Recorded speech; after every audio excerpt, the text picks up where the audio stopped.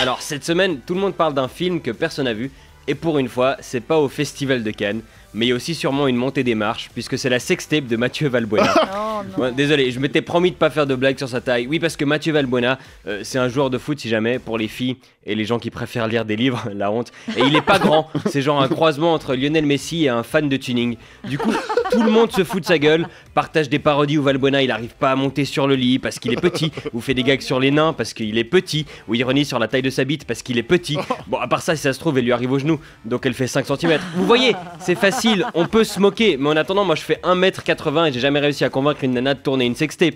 Et puis on s'en fout de sa taille. Moi j'ai vu 2-3 films du genre. Bon, qui est peut-être un petit peu plus que 2-3, ma carrière a démarré très gentiment au début, fallait bien que je m'occupe.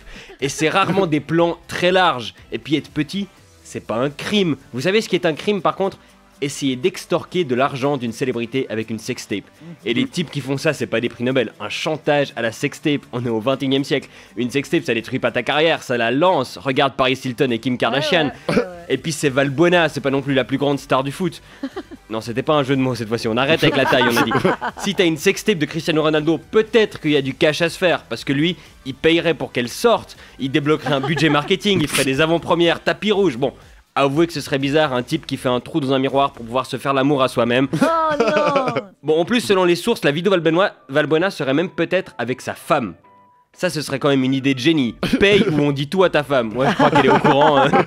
Non, moi je pense pas que c'était sa femme, sinon il aurait payé. Un footballeur qui couche avec sa propre nana, c'est la honte quoi. En plus, elle est même pas mineure, ses coéquipiers l'auraient chambré à vie. Et les maîtres chanteurs. Bon, maître chanteur, est-ce qu'on est d'accord pour dire que c'est le nom le moins bien choisi de la langue française? Maître chanteur, c'est Gérard Jugnot dans Les Choristes ou Mika dans The Voice. C'est pas 3 chômeurs qui écrivent une lettre anonyme en découpant des caractères dans un magazine. Maître et chanteur n'ont pas été utilisés à si mauvais escient depuis le dernier album de Maître Gims.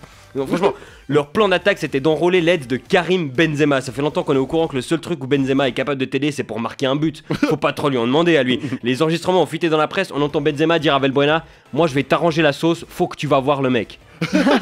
Benzema a porté plainte pour violation du secret d'instruction, l'Académie française a porté plainte pour violation de la grammaire, et à voir tous les articles et les analyses, les journalistes se masturbent encore plus que s'ils avaient pu voir la fameuse vidéo. Non, on se moque des sportifs, mais c'est des proies privilégiées, de menaces d'extorsion, de carjacking, de cambriolage. Ouais, en fait c'est facile de savoir quand ils sont pas à la maison, tu vas sur eurosport.fr, tu regardes les matchs, ou pire, parfois même ils se font kidnapper leurs proches, c'était le cas avec la mère de Neymar ou la sœur de Hulk. Bon, là ils sont cons les types hein. Kidnapper la sœur d'un type qui porte le nom d'un super-héros réputé pour tout casser quand il est énervé, c'est sûrement les mêmes génies qui continuent à kidnapper des membres de la famille de Liam Neeson dans Taken 2 et 3 quoi. Vous voulez mourir quoi. Kidnappe la sœur d'un joueur italien, lui s'il veut te péter la gueule t'as qu'à tacler à 2 mètres de ses jambes et il se roule par terre quoi.